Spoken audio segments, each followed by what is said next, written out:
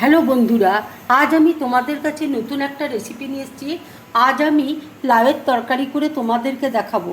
এই লাউয়ের তরকারি করতে দেখো আমার কী কী লাগছে, তোমাদেরকে দেখো দেখিয়ে দিচ্ছি। এখানে দেখো লাউ আমি ডুমো ডুমো করে কেটে নুন দিয়ে দেখো জলে সেদ্ধ করে নিয়েছি। এখানে নারকেল কোড়া রয়েছে, টক দই দেখো ফেটিয়ে রেখেছি। এখানে দেখো মেথি আছে, কালো সর্ষে আছে, সাদা সর্ষে আছে, কাঁচা লঙ্কা আছে, শুকনো লঙ্কা আছে, কারি পাতা রয়েছে।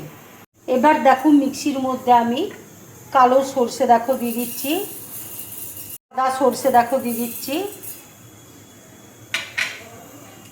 কাঁচা লঙ্কা দিয়ে দিচ্ছি, দুটো শুকনো লঙ্কা দেখো দিয়ে দিচ্ছি।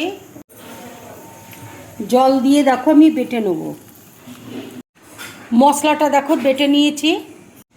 লাউয়ের মধ্যে দেখো এবার মশলাটা দিয়ে দিচ্ছি। অল্প করে দেখো হলুদ দিয়ে দিচ্ছি, নারকেল কোড়া দেখো দিয়ে দিচ্ছি, টক দই দেখো ফেটিয়ে রেখেছি, টক দইটা দিয়ে দিচ্ছি। লাউয়ে দেখো নুন দেওয়া আছে, সেই জন্য আমি অল্প করে দেখো নুন দিয়ে দিচ্ছি। কাঁচা সর্ষের তেল দেখো অল্প করে দিয়ে দিচ্ছি। এবার দেখো সব একসাথে আমি মেখে নেব। লাউটা দেখো মাখা হয়ে গেছে। কড়াই দেখো তেল দিয়েছি, তেল দেখো গরম হয়ে গেছে। এবার আমি শুকনো লঙ্কা দেখো ফোড়ন দিচ্ছি।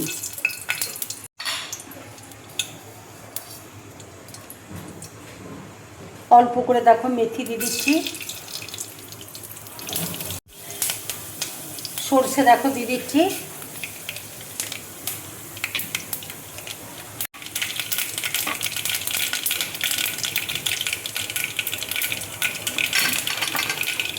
কারি পাতা দেখো দিয়ে দিচ্ছি।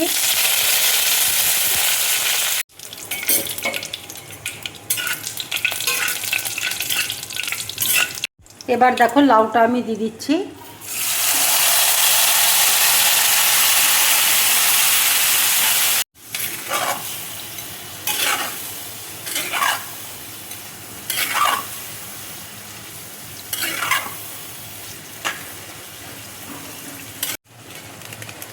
এবার দেখো কাশ্মীরি লঙ্কার গুঁড়ো আমি একটু দিয়ে দিচ্ছি, একটু রঙের জন্য।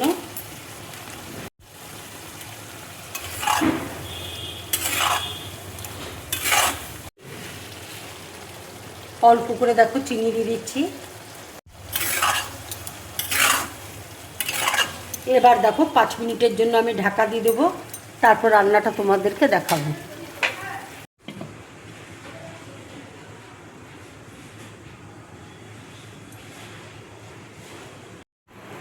5 মিনিট দেখো হয়ে গেছে। এবার আমি ঢাকাটা খুলছি।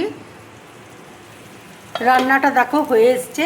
এবার আমি ধনে পাতা কুচি দেখো দিয়ে দিচ্ছি।